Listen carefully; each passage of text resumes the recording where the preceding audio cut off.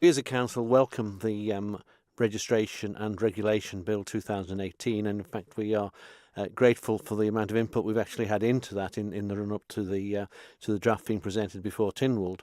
And we've been advocating for this for some little time on the basis that the previous legislation was a little bit antiquated, shall we say, and certainly needed updating. One of the areas that caused us some concern was the amendment to clause 46 regarding the deregistration regarding the deregistration and the requirement for charities with a turnover of less than £5,000 a year not to register. And our concern really is about how that is going to be policed, how it is going to be regulated, and that whilst it's designed to reduce the administration on small charities, it could in fact lead to all sorts of confusion and additional administration. In what way?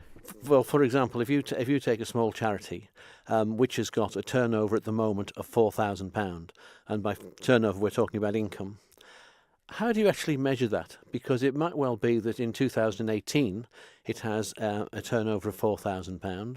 In 2019 that goes up to £6,000. In 2020 it goes up to 6.5, and then it drops back down below the 5,000 threshold again. So a lot of charities will be bobbing up and down around that threshold. What happens when you breach the threshold? Do you then have to deregister? And you no longer have a charity registration number? If you then go back over the threshold, do you re-register? Do you then get another number?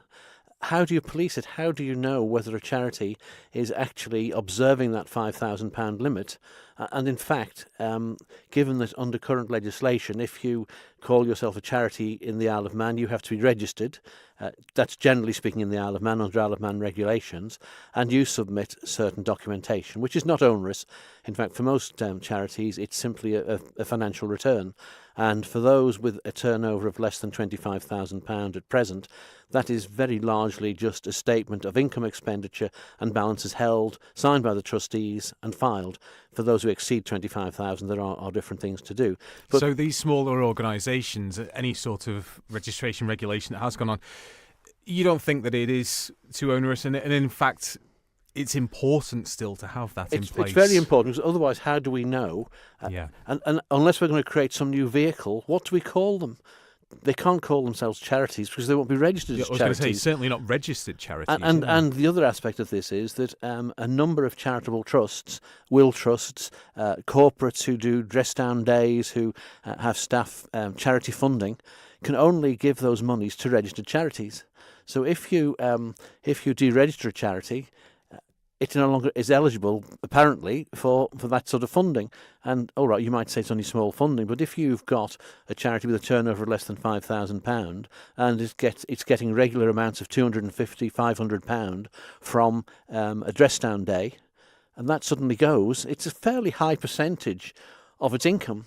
The other aspect, too, is that supposing we have the small charity and it is below the £5,000 threshold, it gets maybe a one-off donation or a legacy of £25,000, £30,000, which for that year, does it report it? I don't know. But what happens after that? It's got that £25,000 sitting there. But who's actually reporting on that? Where's the openness and transparency on that particular charity? And this is what we've been looking for really with this new legislation, is more openness and transparency. And to me, it creates a lot more work for the charity. I'm not sure how the registry would deal with it, but if you're bobbing up and down over this threshold, and I'm not quite sure how it's going to work, but to us it does create a lot of issues for the charity, which perhaps doesn't need to be there. It sounds like you've got a lot of questions about all this. It sounds like what's been going on has prompted a lot of questions, ones which you clearly feel aren't being or haven't been answered. Do you think the answers to these are known and just haven't been publicised, or what's going on here? Do you think? I don't think it's anything deliberate. I think it's what we would call unintended consequences. That this looks like a good idea, but then, and what we're saying is basically, we need to think about this. Let's not rush in and introduce it. Let's see how it's going to operate. How is it going to be regulated? How is it going to be policed? And as I say, if you've got charities being deregistered, they lose their number, they come back with another one. How does that affect the public who are giving the money to that charity? If it's somebody who can only give money to a registered charity, then what does it do in year 1 and 2? They're registered, and suddenly in year 3 it's not registered. How will the donor know that?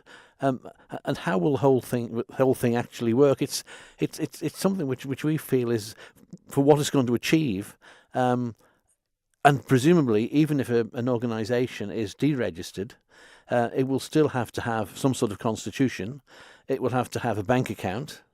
It will have to produce some sort of accounts.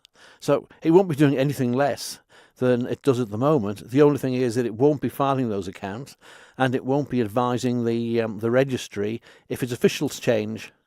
So there's not really a lot for the small charities to do. And what we're suggesting is that there should be a simple template that they can fill in and file, which simply is the income expenditure, balance brought forward, add or subtract the year's performance, and then put with a new figure, and then simply a little statement saying, during this year we have fulfilled our objectives and we have done A, B and C, which again is something which any organisation would be looking to do. Because if you're going out for funding, then the funder is saying, well, tell us what you do, what are you going to spend your money on? So to us it's something which is not really going to help the smaller charities, and we just feel that it needs a little bit more consideration before it's actually approved or amended or whatever. And obviously the devil is in the detail. How will they implement it, and what will the regulations behind it do?